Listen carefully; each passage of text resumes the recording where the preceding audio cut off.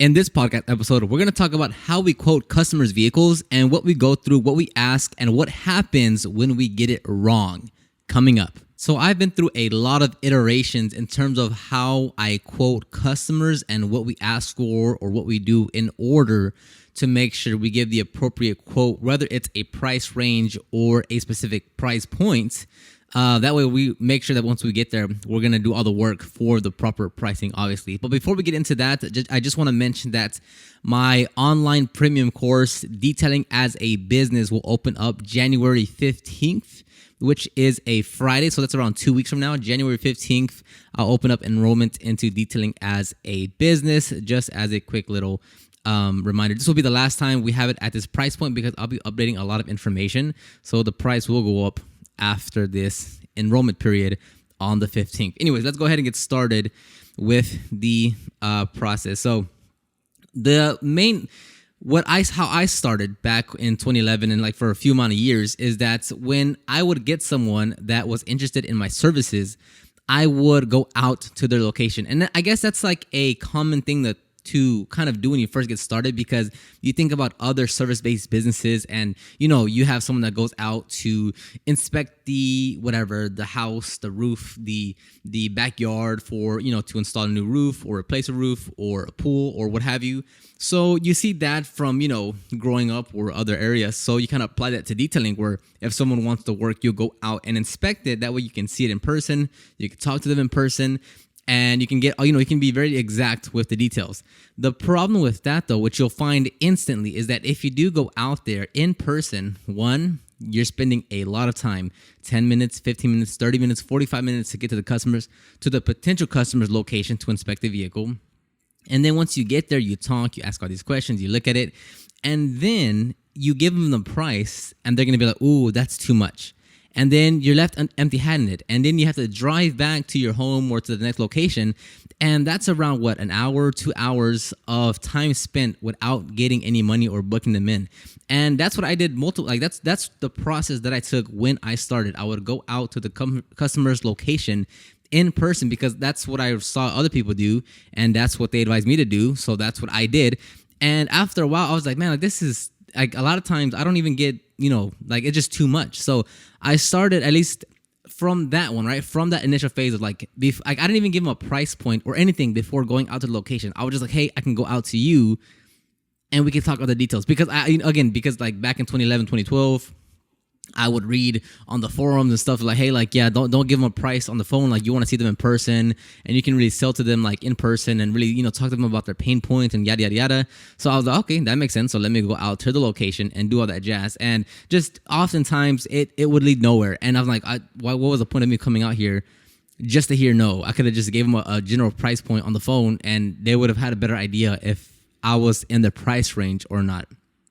And what I like to think about, how I think about our detailing services, right? I'm not saying I'm right. I'm just saying this is how I operate and how I want to get to, and the type of mentality that I go into the services with is that I don't want to have, I don't want it to be an absolute necessity that there has to be a customer interaction between the customer and us for them to want to book with the services or for them to pay the services, right? How many times does someone purchase something that's above $1,000, $2,000 online without speaking to anyone, right? Let's say the camera that I'm using right now, right? It's the Sony A7 III. I didn't speak to anyone. I didn't speak to a representative. I knew all about it. On the product page, it cost $2,000 just for the body. I purchased it and it got to me. Right, the lens itself, the lens that I'm on right now, it cost $1,200. I didn't talk to anyone. I didn't, speak to a representative. The product page, I saw it, I saw good reviews, and I purchased it. So why does it have to be any different with our detailing services? If we're gonna offer a $1,200, $1,400, $1,600 paint correction service, is it necessary for someone to talk to us, or can we, in a way, represent the product and our offering and our business in a way to where they don't need to speak to anyone? And this isn't to say I want to cut out customer interaction, but it's saying at the point that we are now with how people consume knowledge or content and gather information and make decisions, are we still at the point where we can't do what the e-commerce space, not even e-commerce, just anything in general, why can't we replicate that in our detailing business? So to me, eventually, I want to be at the point where If it's a $1,000, $2,000, $3,000 product that we're offering, service, but you get it, is that I want the customer to be like, oh yeah, I'll just purchase. Like, I don't need to talk to anyone. Yeah, maybe they'll have a few questions here and there, but overall, it's like, yeah, I understand what it is. I know what I'm gonna get, and I'm just willing to purchase it. I just have 1 or 2 questions, and we're good to go. That's where I would want to be with our services, and I just want to get away from like, oh, you have to talk to someone. Not only like is it time consuming on our end, but 2, it's like basic questions that can be answered before you actually talk to a human being, right? Like, you have to think about it of like, the way I think about it is I want to give all the information that the customer needs on the product page or on the website before they get to me, because it's not that they want to talk to me specifically. It's that they want to know all the information that they need in order to make a smart decision on what they're going to purchase. And if you can provide that on whatever media that they're reading it on, that's easier for them. That would not every person, I would say most people don't want to have to call someone to get a price or to get more information. They just want to be able to read it, consume it, be like, okay, I will, or not right now. They don't want to have to call someone. So to me, I don't want to have to be a salesperson. I don't want to have to have to talk to someone on the phone in order for them to book for a $1,000 paint correction or a $400 service, because there's other ways we can do it that the customer will appreciate way more than them having to pick up the phone or email us to get more information. So that's how I think about it. Again, I'm not right, I'm not wrong. That's just how I think about it. So that's how I move forward, how I'm moving forward with our operations and how we want to sell our services. So as far as the pricing goes, for the most part, we give, there's 2 options. We give a price range, and then we give it a specific price. So your price range will be, hey, that will be between 200 to 240. And then, a specific price point will be, that's 220. Okay, so those are 2 things that we do, which is basically the only option that you have. For the price range, we typically do it for a full interior cleaning and for paint correction services. Those are the 2 primary services that we actually give a price range, meaning, hey, depending on the condition, it can range between, let's say for paint correction, it can range between 280 to 420. And it could take 6 to 10, I'm making up numbers. It could take 6 to 10 hours. For a full interior cleaning, we'll be like, hey, it could be between 240 to 280. It just depends on the condition. We'll let you know the exact price once we get there. But are you okay with the price range? If they're okay with the price range, then once we get to the customer's location, before we get started, we look at the vehicle and then we give them the final price point. We've never had, in the past 5 years now, I've never had the situation where I gave them a price range, let's say 200 to 240, right? And I got to the customer's location and I told them 240, let's say the higher end of that spectrum, and they said no. I've never had that happen. If they agree to the price point, that means they're okay with whether it's on the lower end or on the higher end. So I've never had a problem with someone backing out because the price was too high when they agree to it. Now, what we do when we're talking to them, say, hey, it could be between 200 to 240. If you like, you can send me some photos of the interior and I can give you a more accurate price on that service. So if they do send us 2, 3, 4 photos and it gives us a better representation of what the condition is like, then we'll give them a specific price. Okay, you know what? That'll actually be 240. Oh, that'll be 220. So if they don't provide photos, we'll give them a price range. Once we get to the customer's location, we'll give them the specific price before we get started. If they send us photos beforehand and we can see the condition, we will oftentimes give them a specific price of whatever that price might be. Now, for paint correction, that's different because we can still ask for photos, and we still do ask for photos if they say, hey, there's some light scratches that I want to be removed, or there's, whatever the case may be, because, in their head, it's like, it might have been keyed, right? And they're just light scratches. So it's like, it gives us a better sense of what they're talking about, but we still can't give an accurate quote because we have to test the paint. So with paint correction, until we get there, we'll just give them a price range. Now, if it's like an all-in-one service, we're maybe gonna remove 30% of the blemishes. It's not meant for heavy correction.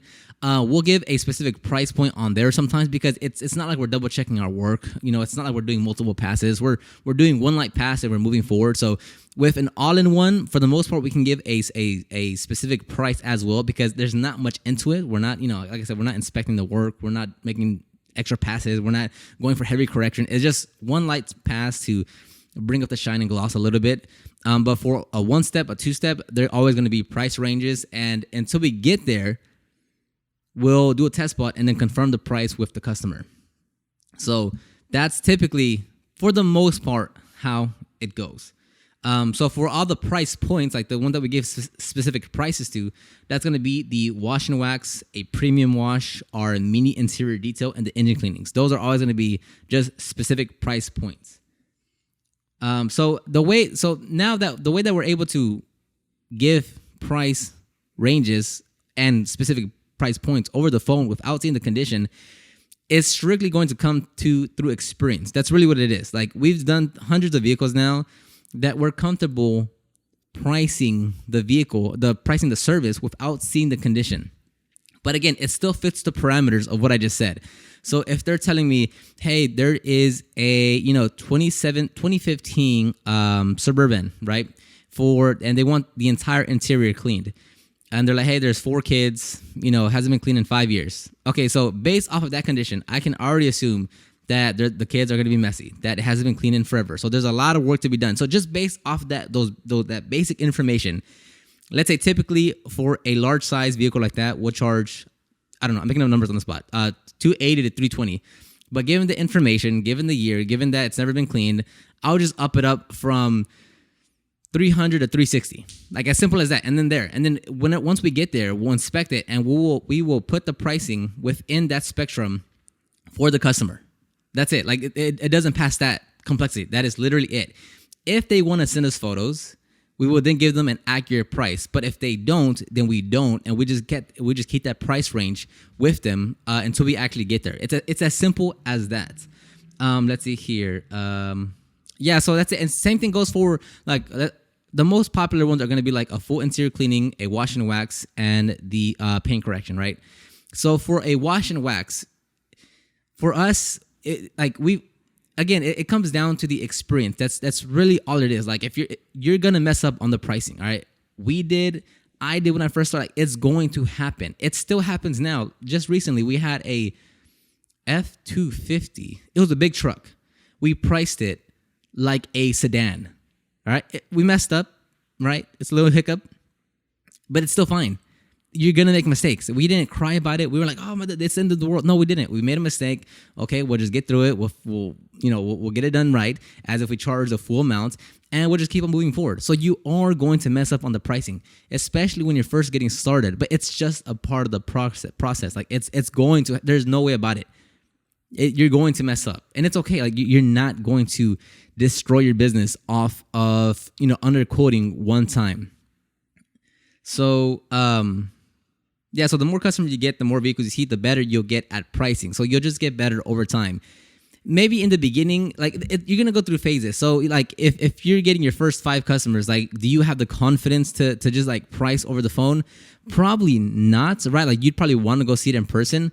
Would I suggest that you go through that phase and you go see the vehicles in person? I personally would not. Like I from the get-go would say start pricing over the phone. Again, it's as simple as like you just give them a if it's for like, so here's the thing. The reason why we only give a price range for specific services is, one, I personally just find it annoying when every service is a price range, right? Because I've seen some detailers will say, well, if it's just a basic wash, well, it depends. Like, let's say you're just gonna wash the vehicle. That's it. Just wash the vehicle.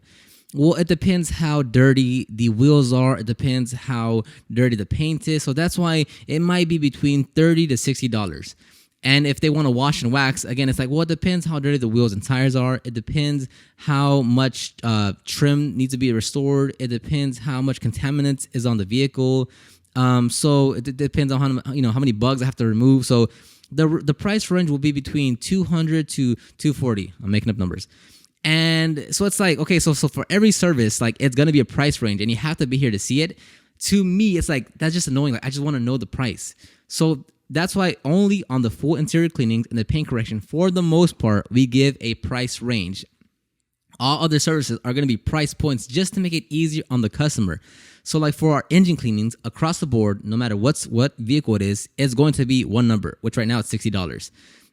For our mini interior detail, which is just a vacuum, wiping it down, cleaning the glass, and the door jambs, it's going to be one price. Now, it's going to take time. Like there's plenty of times where we're like, oh, I think we underquoted on this one. And we just register that in our head. We get a better understanding. And next time we're like, oh, you know what? We got to charge it, $20 more, $40 more. For our premium wash, again, it's a simple, like we know the vehicle. It really, and another big part of this, it comes down to your process on how not how smooth, but how efficient you are with your processes on those services. Meaning, like, even if we get a dirty truck, a large truck lifted with some meaty tires, right? Our process is good enough to where, regardless of the condition, we are able to move at an efficient rate to still finish it well within the time and price that we quoted. So, like, it's a lot more than just saying, well, what should I price it? Well, it depends on a few factors, and like, it's not just saying, let me price the most, because at that point, like, it's not going to work for your business long term if you're just like, what is the absolute most I can charge right now? Because, like, it's like, even if you charge the most, but your systems are crap and you're inefficient and you're stumbling over and you're taking forever, well, even if you charge the most, it doesn't necessarily mean you're going to finish it with the most profitability that you could, or, things of that nature. So it's not just about saying, I just need to charge more. That's how I'm going to make more money. It's not just that. So again, when the customer gives us a warning, we'll know that we need to change our pricing, or, whatever warning sign that may be for you. Like for us, if they say, hey, like, I spilled a big coffee stain 3 weeks ago. It was half the cup and I want it cleaned up and it smells like coffee. Something like that would be like, hey, can you send us a photo of that stain that you're referring to, right? If they get very specific about something, like for the interior, we will ask for photos. Or if they're like, hey, like, I have a bunch of brown specks of stuff on my paint and I want it removed, how much would it charge? We would be like, oh, well, I'm not sure what that is. If you can you send me 2 or 3 photos of what you see so I can get a better idea of what that is? Simple as that. If they give any type of warning sign that we want just a bit more information, we'll just ask for photos. Do we ask for photos on each and every single customer? No, because then that's just cumbersome. Like 9 out of 10 times we hit the pricing right on the head. Like we're fine with the pricing that we give. We didn't go over, we didn't go under. Like we hit it right on the dot. That one time it's like, yeah, like we underquoted. Like yeah, we should charge like an extra 40 or an extra 60 or an extra 20.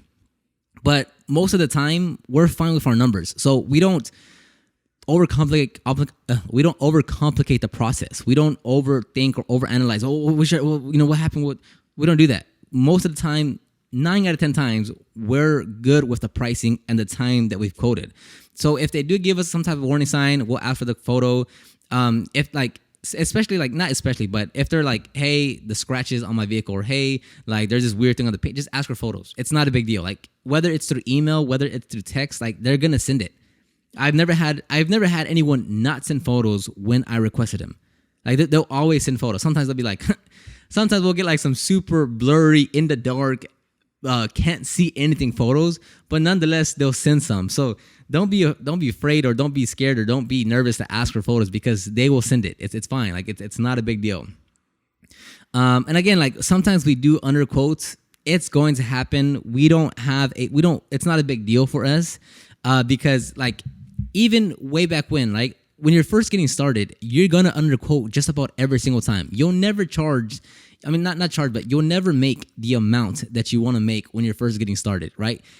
Because charging what you want and making what you want are two different things, right? Like charging could be like, I want to make 200 on that detail, and you charge 200, and you're like, yeah, I charged what I wanted. But let's say you took 8 hours to complete that detail. You didn't make what you wanted because you took 8 hours instead of the 4 hours that you thought you were going to make. So there's so many ways where you can underquote or not make the amount that you wanted.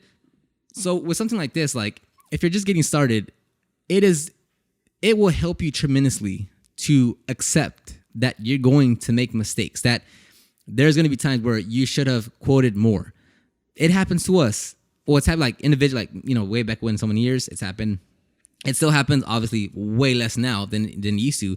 And we just go through it. We don't like fight the, like, oh my God, like let's cut corners. Oh, we should let's not do that because we didn't quote enough. No, like if we mess up, we're still gonna do everything we should have, as if we charged too much but it's on our end. We'll just learn from it and we'll get better next time. That's really all it comes down to. So I would highly suggest that you implement this into your business, because if you are going to go and give a price and like look at a vehicle, we charge for it, right? And this is primarily going to be for paint correction. If a customer wants to get a specific price and they want us to do a test spot, right? Then we will say, let's say we quoted $400 to $600, okay, for a paint correction on whatever, a Subaru, whatever, it doesn't matter. And they want a specific price and they want to see like how the paint's going to turn out. Then we'll say, hey, we can go out there to test the different polishes, whatever, to do different test spots, and we can give you a specific price. The price for this will be $100. If you decide to move forward with the service, we will apply that $100 to the total price of the ticket, right? So if it's $600, then that $100 will be applied and they'll pay $500, right? Pretty straightforward. If you don't go forward, if we don't continue with the service, then it's non-refundable. Like, we'll just keep it, because it's like that's the service. We're still offering a service by going out there, talking to the customer, inspecting the paint, telling them what they need, giving them different options, and actually putting a polisher on the paint. So we're still going to charge for that. So if they continue with the service and they book in with us, that whatever price point that it was to go out there, we'll apply that to the overall ticket. If they don't continue, that's for us, because we still went out there and did a service. Right. And again, like just recently, like maybe 2-3 weeks ago, we went out, we inspected the vehicle, we talked to the customer, we didn't charge for it, and they didn't book with us. So it's like, we don't want to just waste time like that, right? Because like, how many times can we really afford to send someone out there to go talk to the customer, to, try to build a relationship, to see what they want, and then never hear from them again? Like, how does that in any way help us grow the business at all? Like, all this can be done over the phone, at least given some type of price range, so they know like, oh yeah, that's too much. Like, no, it's fine. Or at least like, oh yeah, that seems fair. Like, yeah, come out and we can, discuss more details. But I would say most of the time, if possible, I do not want to have to go out there to inspect the vehicle and such, because again, we already have experience. They could just send photos. We'll just give a price range, and then we can always just confirm once we're actually there if they're happy, or if they're okay with the price range. So there's so many other things that can take place before you have to be like, I'm going to go out there and inspect the vehicle. Now, one thing that we do is like for paint correction, once we apply a coating, inside our price, in the pricing structure of the coating and correction, we'll already have it in there that we're going to go like a week after to wash the vehicle and inspect the coating to make sure it's fine. So things like that, like we don't have to charge for that, because that's already kind of included in the service, and we kind of have to do it to make sure that the coating is correct, or it's applied correct and it's doing its job, and it's witchcraft and stuff. So on that one, like we're not gonna charge separately because it's already included in the pricing. But that just wanted to give you guys that little tip right there. So anyways, hopefully you took something away. I just would rather prefer you not have to go out there every single time, because it's not always gonna go in your favor. Mostly, someone will know if you're that's why I put my pricing. That's why I put the pricing on the website, because I would prefer people already know a general price point before they call us. Because if they look at the website and they look that the interior for their size vehicle is 280 or 240 to 280, right, and they still call us, well then they already know the pricing, so they're much more qualified to call me. And maybe they just have 1 or 2 questions and we just book them in, right? In terms of like someone that can't afford the services, and they're thinking it's gonna be like $100, and then they call us, we talk, we get all the information, and it's like, oh, it's gonna be between 200 to 240, and they're like, oh, my budget is just 100. It's like, this could have been completely avoided just if we had our pricing on the website. So that's why I do that, and that's why we do all this. So anyways, I'll end it right here. Again, January 15th, I'll open up the doors into Detailing as a Business, my premium online course. Let me know if you have any comments, questions, concerns. You can leave them on this YouTube channel. Or you can go to Instagram at DetailGroove and shoot me a DM. I don't always respond, but I will read them, and then I'll give you feedback via a story or a post or a YouTube or a podcast episode when I do read them at some point in time. I will talk to you guys on the next one.